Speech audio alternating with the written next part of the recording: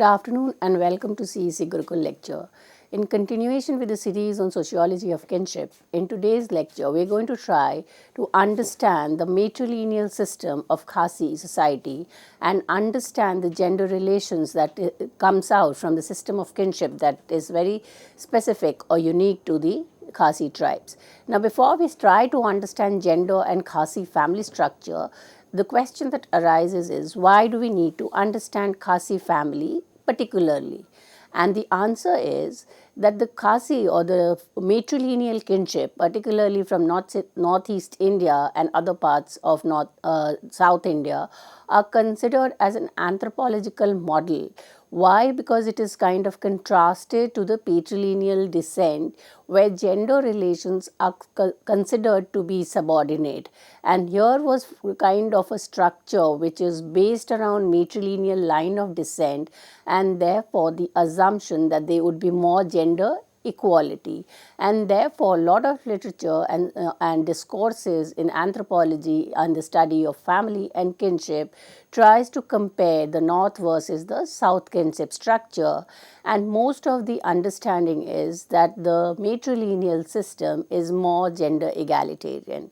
Now here we are going to refer to the work of Professor Tiplut Nongbury, who tries to critique this idea and comes to the conclusion that gender relation in a matrilineal society is also kind of based on subordination and devaluation of women, and therefore the whole idea that universal subordination of the women is there. Added to the kinship structure, what Professor Nongbury contributes is to the changing law system, the change in the legal system with the coming in of the Property Act in Northeast, which kind of questions the inheritance of property on the female line as a ground for the denial of certain rights and authority or power structure to men. So therefore, let us try to understand gender and Khasi family structure with reference to the work of Professor Tiplut Nongbury. Now, when we talk about Khasis of Meghalaya, we know it's an indigenous tribe who lives in northeast India, mainly Meghalaya. It is a tribe that follows a unique matriarchy. Now, matriarchy is a system where it is the rule of the mother. So, we need to first understand the distinction between matrilineal and matriarchal system. Matrilineal is the line of descent or succession through female. So, from the mother it transfers to the daughter, and from daughter to the daughter.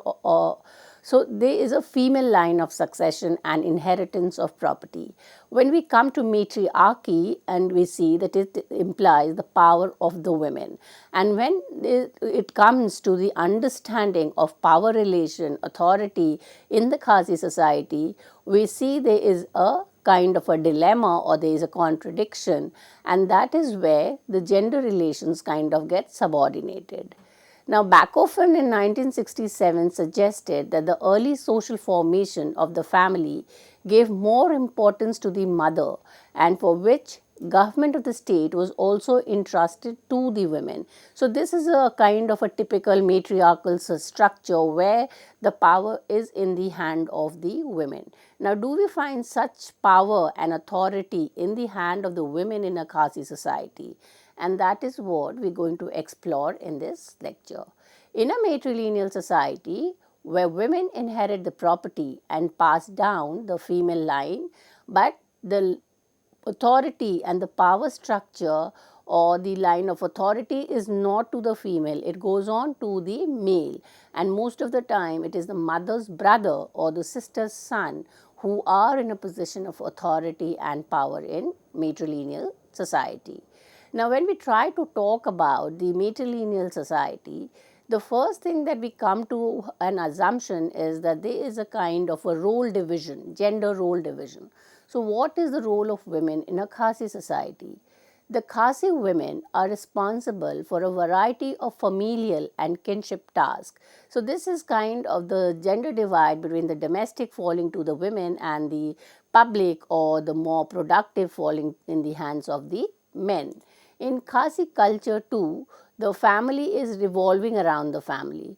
And why is it revolving around the family? Because it is the point from where the property and inheritance will take place. So, aside from being the guardian of the family's property, the Khadu or the youngest daughter has more difficult responsibility. The family's youngest daughter inherits the majority of the family assets, including the ancestral mansion and other heirlooms, and becomes its custodian and trustee. So, this is something that needs to be noted down. It's custodian and trustee and not the owner or not the kind of manager of that property. Women in Meghalaya are thought to be in a better position and have more independence than women, say, in northern part of the country. Khasi women take care of family property and wealth. The mother serves as the agent who binds together the religious faith, traditions, and rituals of the family and society. So, even in a matrilineal or a matriarchal society, the care and responsibility, rituals, the kitchen, the home, they all fall into the domain of the women's responsibility. So, there are a lot of studies that have looked into the matrilineal kinship, and why? Because it kind of appeared to be an anthropological invention, that there is a society which is contrast to the other forms of society. So, when there was a lot of literature talking about the line of blood in terms of descent, inheritance, and understanding the structure of the society, the anthropologists discover this society which was part of different from the others, and therefore it became a model to kind of compare and contrast different types of society. So, several authors have highlighted the inherent contradiction in matrilineal society, and one of the inherent contradiction has been that the line of inheritance is through the female, but power and authority, it kind of gets diverted from female to the male, and that is like if we compare it to a matrilineal society, we see in a patrilineal society both the things are passing in one line. The property passes from the father to the son and the other male down the male line, and it is the man or the eldest men or the who is the father or who is considered as the ruler or who is considered the most authoritarian figure. In a matrilineal society, the contradiction is that when it comes to authority, it gets diverted from female to male. And as I already said, the position of authority is in the hands of mother's brother and sister's son. Audrey Richard in 1950 refers to this contradiction as the matrilineal puzzle. The puzzle in the sense that it may kind of tries to answer that when the line of property is passing in the female line, why does it get diverted to the male when it comes to power and authority? The term may not be entirely appropriate, but it is indeed puzzling how matrilineal systems have survived despite the inherent contradiction. Several scholars have highlighted the inherent contradiction in matrilineal system. One such contradiction arises from the separation of the line of descent and inheritance on one hand and the structure of authority and control on the other. The former, which links the mother to the daughter, comes in conflict with the latter, which links the mother's brother to the sister's son. Thus, inheritance passes from mother to daughter, whereas control passes from maternal uncle to nephew. So, basically the puzzle is that there are two lines of the diversion, one for the property and the other for the authority and control. And the conflict is that if they are in authority position, but can they kind of take that power, or do they have the power to kind of take any kind of decision on disposition or kind of dividing that property? In the article Gender Khasi Family Structure, Tiplut Nongbri highlights the lesser known facts of Khasi social organization, taking into account the economic and political dimension of this matrilineal society besides their values and ideas.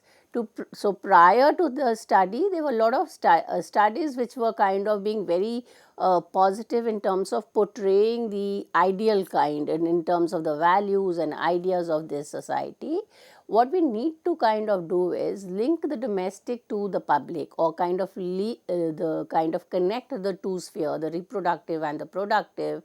And kinship is not to be limited only to the domestic sphere. It helps us to also understand the political structure. It also helps us to understand the economic structure. So the connection between the reproductive and the productive realm becomes very critical. Professor Nongbury also points out to the prevalent gender relations and gender roles in this society, viewing it alongside the kinship system. Khasi ideas and norms regarding kinship and gender roles are apparently weighted in favor of women, are not so in fact. So it's kind of an assumption that they have the right, they have more authority, they have more power because they have the property. The discussion is that various do's and don'ts for a Khasi women in order to maintain their chastity, modesty, and restraint to be dutiful and able to become a responsible heir. So there are a lot of kind of do's and don't, and if you are not kind of within the do's and don'ts, then you will not become eligible to kind of inherit that property. A Khasi woman may have the property and inheritance right. She is out to be protected and guarded by men, having no say in the lawmaking and political affairs of the community. Nongbury was motivated to write this paper for two different sources. The first was the passing of the Meghalaya succession to self-acquired property, which is also known as the Khasi and Jaintia Special Provision Act of 1984, and thereby in the referred as the Succession Act, by an all-male Meghalaya Legislative Assembly. This aroused the curiosity to study the effects of the act on social relationship among Khasi. So, two idea that is coming in from the passing of this act is that it is being passed by all male legislature, and the second is the assumption. Why did you need this act? The reason was that there was an assumption that men were kind of subordinated, or men were not getting the right that they deserved. So, the second source for aspiration for writing this research paper was her experience in teaching a course on kinship and family life in India that made her aware of the dearth of in-depth studies on Khasi matrilineal. So, most of the references was just that it's a matrilineal society and the gender relations are better, and women have inheritance, women have succession. So, it was only a comparative between North India and Southern India, or the matrilineal and patrilineal society. They were not trying to study matrilineal in itself, in-depth study, and that is what Professor Nongbury attempted to do. So, before we kind of go into the gender and kinship relation, it's very important to understand the Meghalaya Succession Act of 1984, and the Succession Act applies specifically to the Khasi and Jaintia tribes of Meghalaya and confers on any Khasi and Jaintia of sound mind, not being a minor, the right to dispose his self-acquired property by will. The practice of making out a will did not exist in Khasi custom. Khasi custom prescribes the devolution of ancestral property in the female line. So, you cannot, prior to the Succession Act, there was no requirement of kind of writing a will and transferring your property, because it was by birth, it would have gone to the female. The Succession Act applies specifically to the tribes, and which is the Khasi and the Jaintia, and it is kind of the quoted from the act that it has to be person who's kind of disposing his own self-acquired property, has to be of sound mind, cannot be a minor, that is, should be an adult, and therefore will have the right to dispose of the will property to anyone of his own choice. On the face of this act, this legislation is mere extension of a legal right that is already enjoyed by Indian citizens in other states. The practice of making out this act was specifically to kind of give men a better position in the kinship structure. So, what was the customary practice in the Khasi society prior to the Succession Act? The practice of pincam, by which a person indicates or makes known during his or her lifetime his or her wish to pass a particular possession or item of property to someone of his or her choice. This practice is applicable only when such transfer occurs within the customary line of succession. The Khasi custom prescribes the devolution of ancestral property in a female line. Sons have no right to it except in rare cases of there being no female child in the family. Now, Nongbury points out to certain limitation of the Succession Act. The first is that it did not have any women member. The board or the committee that was debating and passing this act were made of all male member. As nurturers of the family line, Khasi women have a significant role in the domestic sphere. The youngest daughter in the family inherits the bulk of family property along with the ancestral home and other property. As the inheritor of family property, the youngest daughter also becomes its custodian and trustee. If she fails to fulfill these obligations, she may even be deprived of her inheritance right. So, according to the customary practice, the woman is actually a custodian, a trustee, and a lot of responsibility with do's and don'ts are placed on her. And she has to ensure that she fulfills those responsibility in the right manner, else she would be deprived of the property. There is a feeling specifically among the educated Khasi that their rules of kinship and inheritance are biased in favor of women and are too restrictive. The Succession Act was therefore seen as an attempt at removing the restrictions and correcting the perceived female bias in the Khasi tribe. To assess whether the popular perception of female bias in Khasi tradition is indeed valid, it is necessary to view the Khasi matrilineal system in the context of the prevalent gender relation and definition of gender roles. So, we need to kind of have a connect between the kinship structure and the gender roles that women have been provided through the customs and how the kinship functions. And these connections will help us to understand whether women have a dominant position or they are subordinate. So, in accessing gender roles, the debate on the relative importance of relations of productions over relations of reproduction in accounting for gender hierarchy cannot be ignored. So, it is not only the relation between production and reproduction.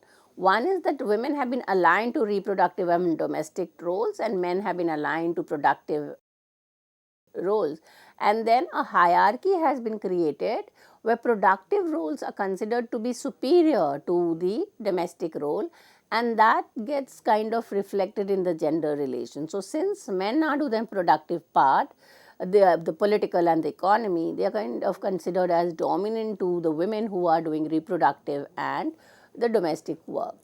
Without prejudging the issue, however, it can be seen that in all culture, production relations are closely linked to ideas and rules regarding reproduction. Professor Nongbury attempts to articulate the ideas and norms that define kinship and gender relation with the actual relationship that obtain in Khasi society.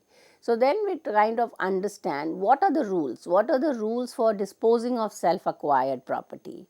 And for the women, it is kind of different for women and men. A woman during her lifetime may give her self-acquired property to either her son or her daughter, but if she dies without giving any indication about its disposal, it will automatically go to the youngest daughter. So, in the kind of traditional society, women were not making a will. It was kind of understood that her self-acquired property would get automatically transferred to the youngest daughter. And if a woman dies unmarried, her self-acquired property goes to her mother or sister. In the disposition of men's self-acquired property, the rule is more complex. Give it to anyone as per his choice before death. But if he dies without disposing it, certain rules follow. The rules depend on the nature of property and the period during which it was self-acquired. Property earned before marriage when he lived with his or lived in the mother's house is called as the earning of the clan. Kamai Inku, this is the regional term, and would go to his mother and sister. The logic is that since he is a part of that clan, mother female clan, a matri clan, and he is kind of using his productive resources for growing up, for kind of all his everyday need, the earning is not his, it belongs to the clan, and therefore in case the man dies without giving a will, it will go to the mother and sister. Property which he earns when he is living at his wife's house is called earning of the children, ka kamai ing kun, and would go to his wife and children. In the event of his death, such self-acquired property belongs to his mother and sister. If a man brings his self-acquired property from his mother's house and sets up a business while living in uxorial household, that is wife's household, the earning acquired thereby will continue be treated as his own property. But in practice, it is difficult for a man to maintain a distinctive identity of his self-acquired property, because there is a lot of property which is passing down from the mother's side, and then there is a self-acquired property, and since it's kind of customary practices, the distinction is very not clear. However, often he is forced by circumstances to merge his self-acquired property with his wife's property. When such mergers occur, the property is transferred to his wife and children, and his mother and sister will lose their claim. So, this is kind of the way in which the self-acquired property is transferred. So, we have understood the productive realm. Now, let us try to understand the reproductive ideology and gender roles. Tiplut Nongbri brings out the difference between the Hindu concept of a woman testifying to the subordination of women. In Hindu patrilineal society, men are projected as provider of the seed, and the woman is a passive recipient who only nurtures the seed within for her for its own. So, man is the owner of the field and the seed, and hence he is the master of the child and of the woman who bears his child. For reference of the Hindu patrilineal society, we can have a discussion on Leela Dubey, Seeds and Earth. But this concept of women in matrilineal society is different. So, in the Khasi society, women justifies the matrilineal descent system on the ground that the mother carries and nourishes the child in her womb, and it is from the mother's blood that the unborn child derives his or her livelihood. So, the idea is rooted in Khasi view of human reproduction. So, the only saying in the Khasi is that the father provides the stature and the form, while the mother contributes flesh and blood, and therefore, she should be the one who should have the control over it. So, when we look into the proper way in which the concept of women has kind of taken place, there are a lot of changes in Hindu property law. So, in North India, the property law has changed, and now daughters have equal rights in their father's property. So, these changes have, however, not been enough to change the patriarchal ideology, because it is still that women do not claim their rights. So, in many parts of Punjab and other North India, daughters do not claim their rights to property, because they do not want to have a conflict with their siblings, and their kinship structure kind of get affected by it. So, in contrast to the Hindu pattern, the Khasi follows the matrilineal descent, and therefore, the right to property and inheritance are there. Yet, as we see in the Hindu society, North India, the property reforms have not brought about lot of changes, and patriarchal ideology continues. Similarly, despite the right to inheritance and succession, Khasi society is not gender egalitarian, and therefore we can conclude that gender subordination is universal. With this, I come to an end of this lecture. Thank you.